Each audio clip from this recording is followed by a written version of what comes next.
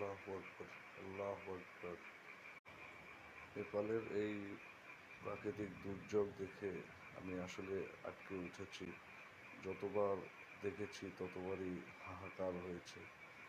আসলে কষ্টের কথা আর কি বলবো, কিন্তু আল্লাহর ইশারায় যা হয় সব কিছুতে মেনেই নিতে হয়।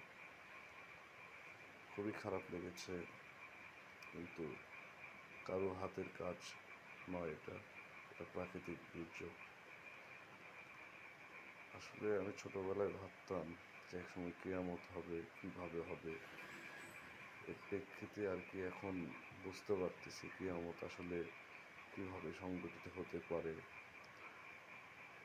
পানির প্রলয় অথবা ভূমিধস, ভূমিকম্পর মতো করেন। আমাদের গুনাহ মাফ করে দেন।